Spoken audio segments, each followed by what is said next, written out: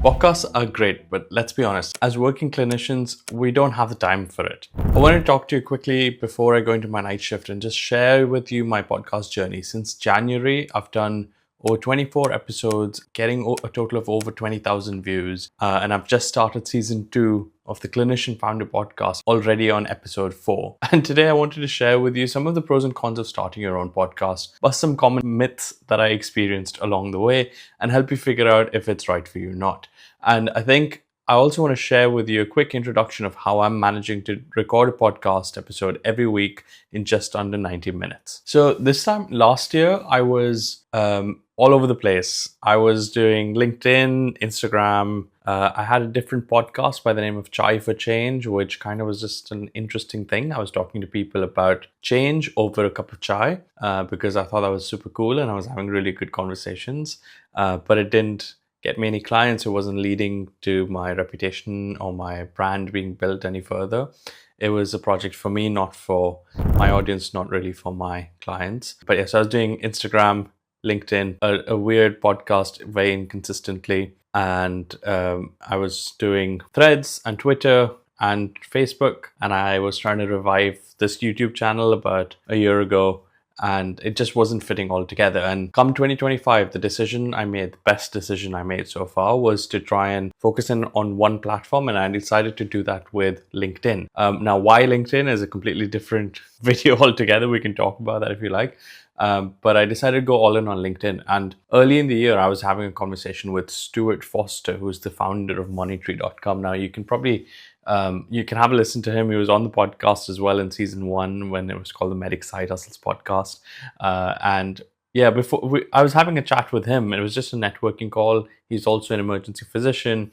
And he said to me that while he was building Moneytree, one of the things that kept him going was this podcast based out of the US, where founders from all sorts of backgrounds and all sorts of industries talked about their journey of becoming a founder and all the challenges they had along the way and how they overcame them. And he said that would be really fantastic to have as something that was UK based. And what I heard, and I don't know, I think he said this, but what I heard was like UK based and doctor or clinician specific as well. And I said to him, look, Stuart, I've just decided to not do anything else apart from LinkedIn. Like, that's the one thing that I really want to focus on for 2025, at least for the next 6 months. I'm not doing a podcast. We kind of just carried on with the conversation, but that seed was in the back of my mind. And about 10 minutes later, I said to him, you know what, Stuart, I think we're going to have to do it because it's a great way to kind of showcase what I want to do here. I want to help clinicians see what other clinician founders are capable of and what life can look like. It's going to be a win for the people coming on as guests because they'll get to spread word about what they do, about the business, and kind of generate some leads. And it'll be a great way for me to kind of grow on the skills and a different way of getting out there and reaching people. It's a great asset to kind of build as well. So, it was a win for me. It was a win for my audience. It was a win for the people coming on the podcast. And it suddenly just started to feel like, oh, geez, if I don't do this, I'm going to be holding something really great back from the world. And for me, that's always kind of addictive of like when you're feeling almost forced to do something, it's probably the right time to do it because you're compelled to just bring that to life. So I set myself a challenge and I said, okay, I'm not going to dive right into this. What I'm going to do is I'll reach out to, let's say, 10 people who I think would be fantastic guests. And I'll say, the only way I'm doing this is if I integrate it with my LinkedIn strategy, which means doing it as a LinkedIn live. And I was like, okay, people may not be up for this. The format may not really work. I'm not going to prepare for it. They're not going to prepare for it. We're just going to show up and do this. And I said, if these are my conditions, if I can get about 10 people to agree to these conditions, then okay, fine, I'll do the podcast, right? So I reached out to about 15 people and I thought maybe 5 or 6 might say yes, but pretty much everyone except for one said, yes, let's do it. Like, it's a great idea. They wanted to share their journey. They wanted to be on a podcast. And it was just a yes, yes, yes all around. And I was like, okay, I gotta go. And I just like booked out 24 people for season 1, which you can go and have a listen to. And now on season 2, which is called the Clinician Founder Podcast, I've got about 23 more guests lined up. So we're going to go for another 6 months. We're doing weekly episodes. And it's a lot, but it's really exciting. On the back of it, there's been amazing conversations because as a podcast host, meet other people that are podcast hosts and you kind of invite each other across platforms. And it's just a fantastic experience. So that's how I ended up starting my podcast, and it was a bigger success than I could have ever imagined.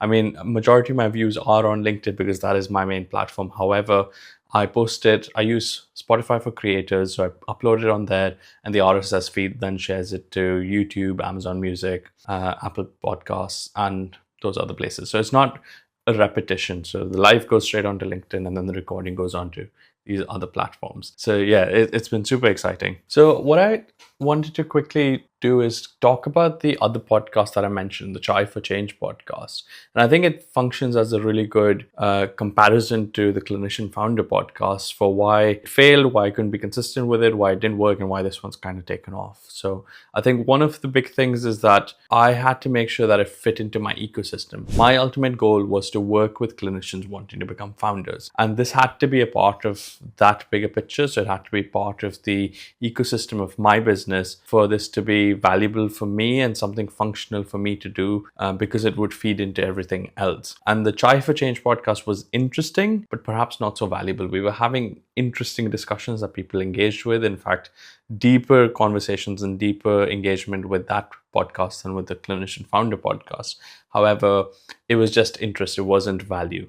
So people said, I love the conversation you had, but what happens on the back of that was pretty much nothing. It was just like, I get to know you. That's fantastic. And the truth is that if you have deep conversations with great guests, you give it time, that kind of association and that familiarity with your audience will develop. But that was kind of functioning in isolation. So the first thing I did was to bring it into the ecosystem of what my business is doing. Where does it fit in? What role does it play? And for me, that's awareness of people getting to know about me. And that's it being a place where people can then find my quiz from, find my YouTube channel from, and get to know me even more from. So that was one big change that I did. And then the second thing was that was not a live podcast. This is a live podcast. Now, I've never done it before, but I work in the emergency department. I'm very comfortable meeting strangers. I'm very comfortable kind of performing in public when people are watching me, when family's watching me, when the whole of the hospital's down in the resus room and I have to lead the show.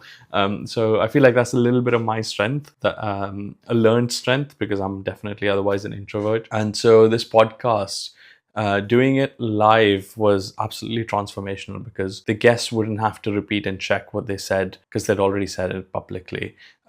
That made the whole process of editing super easy for me. It meant that I invite people to a conversation. I say it's unstructured. We're going to talk about your founder journey, and we have a conversation. And I use some of my coaching skills, my active inquiry skills to have a good conversation behind it. And when the live podcast is done, it's done. And it also gives us the opportunity to kind of take listeners' comments, get some live feedback, so that encourages my guests to be able to tailor what they're talking about and get some positive feedback immediately as to like what they're saying is really resonating with people, and gets them invested in the podcast as well. So I think doing it live has definitely been in my advantage. I'm not sure if it'll be in everyone's advantage. I mean, I went on today and my first opening line, I messed it up, even though I'm reading it off a script, but I'm okay with that. And I'm okay with messing it up. I'm okay with having started my podcast with a shitty webcam, and absolutely no background. And now I've upgraded my webcam and done this better, but I didn't wait for any of that to actually start my podcast. I just got started and then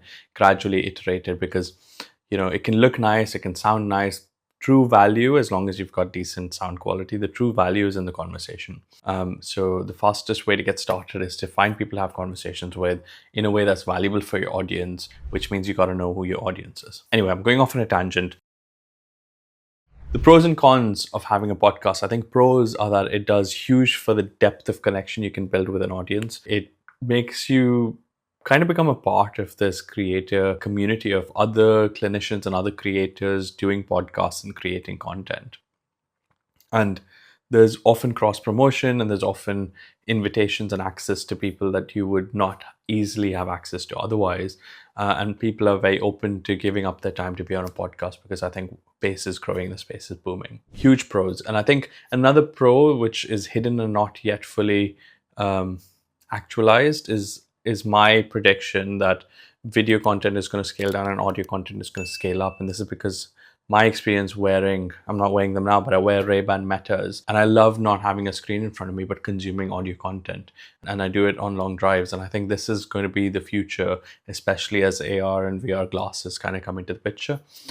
So, we're nowhere near maxing out what podcasts could look like. And the truth is, if you've done 6 podcast episodes, you're in the top 10% because most podcasts don't even make it to 6 episodes. So like LinkedIn, it's another easy win and it's a place to really make your mark. And currently, the Clinician Founder Podcast, from what I hear, is probably in the top 20s or the top 30s across, I guess entrepreneurship really is the category under which it's found. But if you search for Clinician Founder, this is, I think, the only podcast called the Clinician Founder Podcast.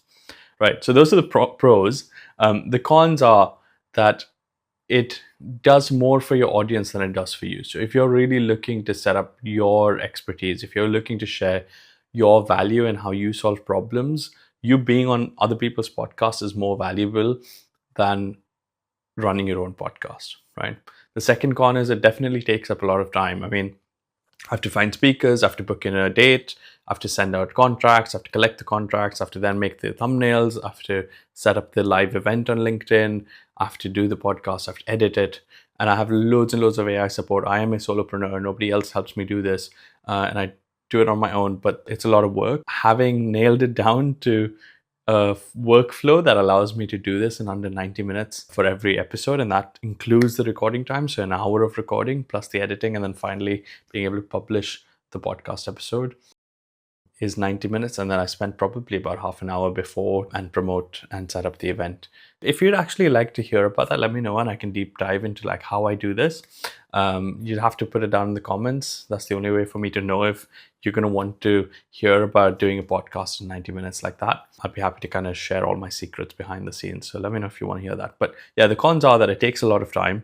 It does more for your guest's expertise than for yourself. And I think if you're the kind of person who needs things to be perfect, who would like the words and the captions to all come out correctly spelled, even if the conversation's not that relevant, then you're going to end up spending a lot of time where it doesn't matter as much. For me, I feel like I've got a good degree of clarity of where I need to focus my time and not focus my time, and that allows me to do this in a way that really feeds my ecosystem.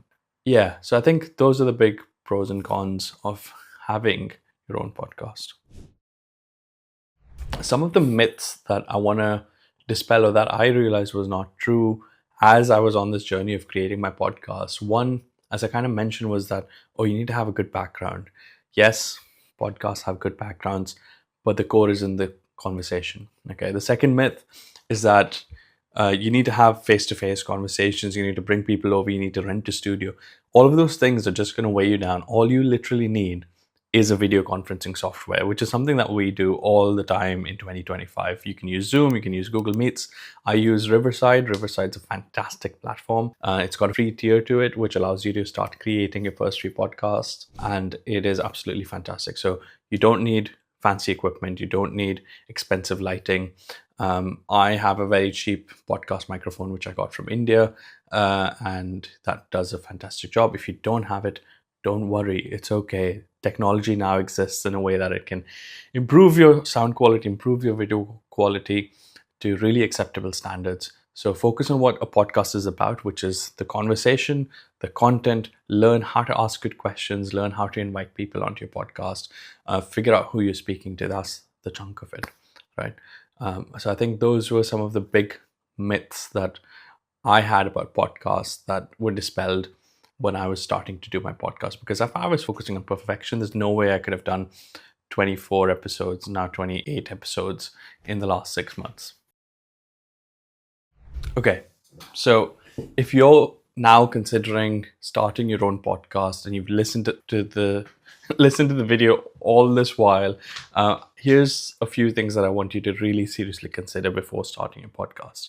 The first thing is, how does it actually fit into the bigger picture of what you're trying to achieve? If you're looking to become a podcaster as the sole thing that you do, the way YouTube influencers make money off of YouTube ads and YouTube AdSense, if you're looking to do that with a podcast, that's a completely different journey and that's a different question. But if you are a clinician wanting to become a founder and wanting to use the podcast as part of your strategy to kind of get known, get clients, get out there, then you got to be clear on where it fits on that journey. Is it helping you generate leads? Is it helping you capture leads? Is it helping you nurture leads? Where in your customer journey does the podcast fit in? The second question is, what's the aim behind the podcast? Is it to get a bunch of views? Is it to make money through ads? Is it to meet amazing people that you can invite on as a guest? Is it to improve your own speaking skills and camera skills so that you can then later start a YouTube channel and be comfortable in front of the camera? What is the aim of the podcast is the second thing to be clear about. The third thing I want you to think about is, how quickly can you get started? What's the minimum viable format of this for you to get started? Not just next week, not just tomorrow. If you had to do it today, what's the simplest way in which you could get started? If you have a niche, if you have an idea of what you want to talk about, and you have guests, then that's all you need, really. What's the quickest way in which you can get started? And the last question I want you to think about is, how long are you willing to stick with it for? Because if you keep guessing and second guessing if your podcast is successful, if it's going well or not with each episodes, that's a tricky and slippery slope to go down. You want to set yourself a fixed time frame within which you are considering what success looks like, and then at the end of that time frame, checking whether you got there or not. All right. So I'm Shub, an executive coach and ER physician, and it was great to chat to you once again. All the best with your podcast. Put a link down if you are going to start one. All right. See you later.